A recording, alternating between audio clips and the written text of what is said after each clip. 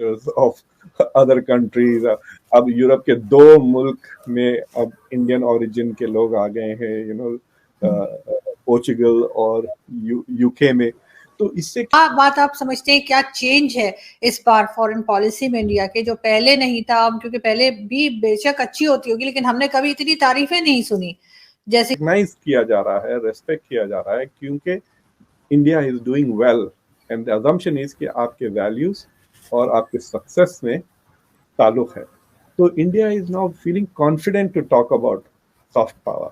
Yoga day, international yoga day, India appreciation day, और धूमधाम India उस सारी हिस्ट्री को क्लेम कर रहा है कि ये एक इंडियन पर्सपेक्टिव से क्लेम कर रहा है। अब तो आज की हकीकत यह है कि इंडिया की सुपरमेसी ऑलरेडी कायम हो चुकी है।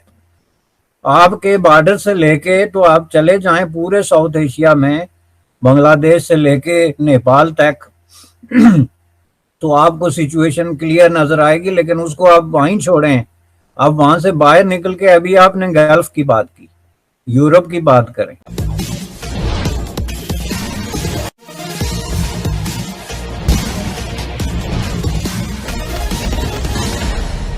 यूके के प्रधानमंत्री पद पर ऋषि सुनक का चयन के बाद अब खबरें यह आ रही हैं कि पुर्तगाल के प्रधानमंत्री पद पर भी एक भारतीय, जिनका नाम एंटोनियो डी कोस्टा है, उन्हें बैठाया गया है। वे दरअसल भारत के गोवा प्रांत से ताल्लुक रखते हैं और उन्हें पुर्तगाल का गांधी भी कहा जाता है। भारतीयों के और भारत के सभ्यता और संस्कृति के दिनों दिन बढ़ते वर्चस्व की कहानी आइए सुनते हैं पाक मीडिया की जुबानी। बात आप समझते हैं क्या चेंज है इस बार फॉरेन पॉलिसी में इंडिया के, जो पहले नहीं था? क्योंकि पहले भी बेशक अच्छी होती होगी, लेकिन हमने कभी इतनी तारीफें नहीं सुनी। इंडिया की जो डायस्पोरा है उसके वजह से भी बहुत इंडिया में सेल्फ कॉन्फिडेंस आ गया है। आप देखे होंगे अभी व्हाइट हाउस ने इतने धूमधाम से जो है सो दिवाली मनाई है, और इंडिया के कई डायस्पोरिक सक्सेसेस है, CEOs of multinational firms, prime ministers of other countries. अब यूरोप के 2 मुल्क में अब इंडियन ओरिजिन के लोग आ गए हैं, पोर्चुगल और यूके में। तो इससे क्या होता है कि इंडिया की जो एज ए होम कहिए, इंडियंस को as a nation self confidence बढ़ गया है। देखिए, मैं रिकॉग्नाइज किया जा रहा है, रेस्पेक्ट किया जा रहा है, क्योंकि India is doing well and the assumption is कि आपके वैल्यूज और आपके सक्सेस में ताल्लुक है। तो India is now feeling confident to talk about soft power. Yoga day, international yoga day, India appreciation day, और धूमधाम। अब तो आज की हकीकत यह है कि इंडिया की सुपरमेसी ऑलरेडी कायम हो चुकी है। आपके बॉर्डर से लेके तो आप चले जाएं पूरे साउथ एशिया में, बांग्लादेश से लेके नेपाल तक तो आपको सिचुएशन क्लियर नजर आएगी। लेकिन उसको आप वहीं छोड़ें, अब वहां से बाहर निकल के अभी आपने गल्फ की बात की, यूरोप की बात करें। तो इंडिया जो है वो जाहिर है कि एक हद तक जिस चीज को पाकिस्तान की एक रवायती मेंटालिटी मानने के लिए तैयार नहीं थी, वो मनवा चुकी। ये इंडिया क्लेम नहीं कर रहा है, इंडिया अपना जो हेरिटेज है उसको ऑन कर रहा है। क्लेम तो तब कर रहा हो कि उसको कोई कंटेस्ट किया हो किसी ने या कोई इस तरह की बात हो, वो तो एक अनटच किस्म का इंटरनेशनल हेरिटेज है जो इंडियन सब कॉन्टिनेंट के लोगों ने कंट्रीब्यूट। क्लेम कर ही नहीं सकते वो, चूंकि आप ये कहते हैं कि हमारा तो इससे हिस्ट्री से कोई ताल्लुक ही नहीं है। 47 से पहले का हिंदुस्तान जो है उससे आप अपने आप को कंप्लीटली डिटैच करने में अपनी अजमत समझते हैं, और वो अजमत आप इसलिए समझते हैं कि वहां से आप डिटैच होके तो फिर आप अपने आप को जो अरब रेडर्स हैं या अरब दुनिया की जो फतूहात हैं या उनकी जो हासिलात हैं या उनकी जो कामयाबियां हैं उसके। तो आपके ख्याल से क्या ये इकोनॉमी की वजह से ये ताकत आई है, इकोनॉमी की वजह से इंडिपेंडेंट हुए हैं कि हर एक से बात कर सकते हैं? क्योंकि ऑफ कोर्स पाकिस्तान की ये वीकनेस तो है कि हम अभी तक फंड्स पर ही चल। इकोनॉमी चूजर्स का जो स्लोगन है that clearly applies. India is not taking money from people, dependent नहीं है। इंडिया सऊदी अरब को जो चाहे वो बोल सकता है, they want trade relations, but लेकिन ऐसा डिपेंडेंसी नहीं है, डेस्परेशन नहीं है कि अगर सऊदी से पैसे हमको नहीं मिले या अमेरिका से ये। तो ये जो ऑटोनोमस पॉलिसी आ रही है बिकॉज ऑफ इकोनॉमिक इंडिपेंडेंस, देखिए देखिए फॉर एग्जाम्पल इंडिया का defence budget is the third biggest, यानी इंडिया हैज द कैपेसिटी कि वो दूसरों को लड्डू दे सकते हैं ना अब।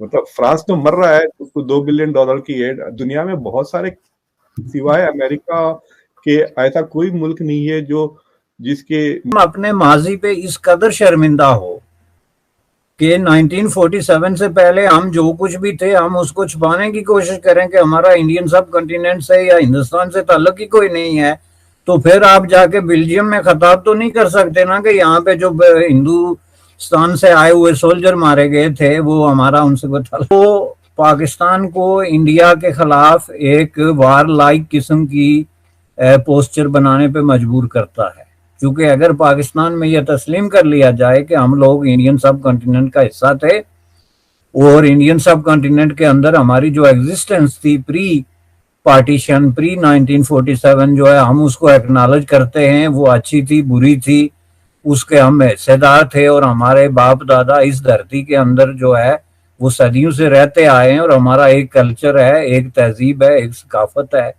तो आपका पंगा ही खत्म हो जाता है। इंडिया के साथ झगड़ा क्या है? इंडिया के साथ झगड़ा ये है पाकिस्तान में जो इस वक्त तक जो है वो गुज़श्ता 70 साल से जारी है, वो ये है कि अगर इंडिया के साथ हम ताल्लुकात बनाते हैं तो इसकी जो कल्चरल और इकोनॉमिक और पॉलिटिकल स्टेचर है इसके अंदर हम गायब हो जाएंगे। उससे हमारी आइडेंटिटी को खतरा है, उससे हमारी सेंस ऑफ इनसिक्योरिटी जो है वो बढ़ जाता है। लिहाजा हमें इंडिया के साथ हालते जंग में रहना चाहिए ताकि हमारे दरमियान कोई ताल्लुकात जो है वो डेवलप ना हो सकें और दुश्मनी की फजा में हम जो है वो अपनी सर्वाइवल को ज्यादा बेहतर तरीके से श्योर कर सकते हैं। यही तो लेकिन आप जब जयशंकर जब बात करते हैं ऐसा लगता है कि बहुत संजीदा इंसान बहुत संजीदा बातें कर रहा है, राइट? ये स्मग लुक नहीं रहता चेहरे पर। आप देखें बाज मुल्कों में खासतौर से मुस्लिम दुनिया की लीडरशिप, ये एक स्मगनेस, बहुत चीजें मुझे समझ में नहीं आता कि है तो कुछ नहीं यार। वो एक मजाक से कहते हैं ना, इनका डंडा, इनकी लाठी इनकी जबान से छोटी है। जिनके पास बड़ी लाठी होती है ना वो बड़े स्टाइल से चलते हैं दुनिया में, लेकिन हमारे पास लाठी ही नहीं है लेकिन जबान ऐसी चलती है पता नहीं कि क्या समझे। तो there is that disparity leadership style, और उसके लिए इट हैज टू हैव के सोसाइटी में वैल्यूज की बात जरूर आ जाती है कि लोग सिंसियर रहो। बातें तो हम बहुत करते हैं, नसीहा अद्दीन वगैरह वगैरह, लेकिन वो रियलिटी में नहीं आया। दिखावा बहुत आ गया है, बहुत ज्यादा।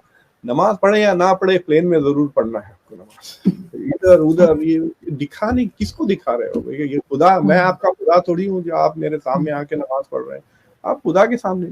So there is a lot of दिखावा in terms of religiosity, और religion is a source of values। वो आपकी जो कैरेक्टर है उसको बेहतर बनाना चाहिए, ये ना कि तमाशा बन जाए। बिल्कुल, और ऐसा ही होना चाहिए कि हमें कुछ ना कुछ सीख कर आगे बढ़ने की जरूरत होती है। और मेरा ख्याल है कि कोई हर्ज नहीं है अगर हमारे मिनिस्टर्स और हमारे एक्स मिनिस्टर्स भी जो हैं, अगर प्राइम मिनिस्टर्स अगर वो तारीफ कर रहे हैं फॉरेन पॉलिसी की भारत की, तो हमें उनसे बिल्कुल सीखना चाहिए और अपने आप को कहीं ना कहीं पे अपनी गलतियों को। एक समय ऐसा था कि भारतीय सभ्यता संस्कृति का लोहा पूरा विश्व मानता था, हमें विश्व गुरु कहा जाता था।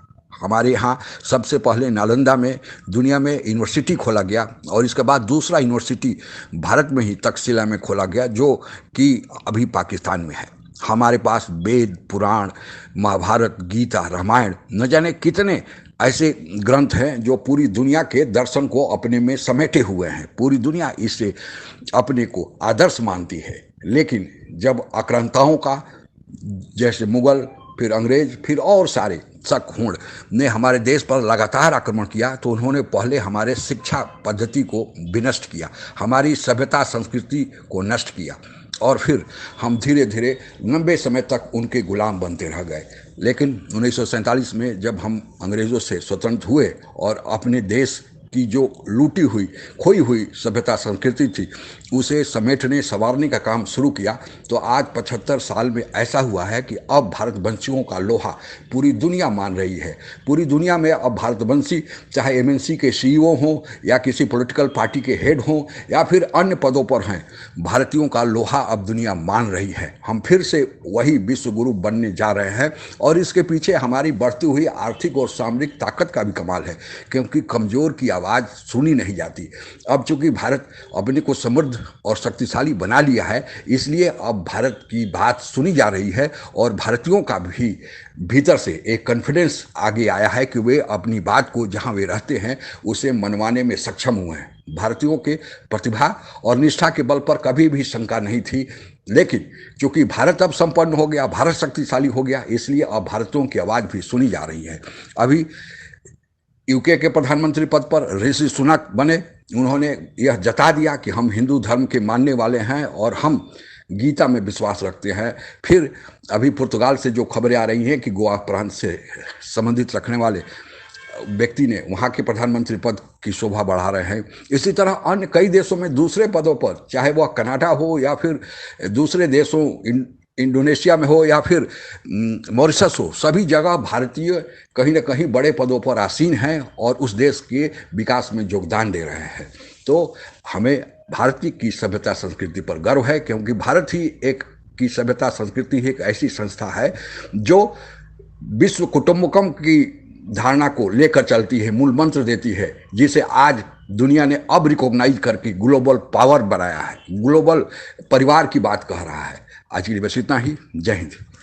आप अगर हमसे जुड़ा रहना चाहते हैं तो कृपया मेरे चैनल को सब्सक्राइब करें तथा बेल आइकन भी दबा दें ताकि नई वीडियो की जानकारी तुरंत आप तक पहुंच जाए। धन्यवाद। जय हिंद।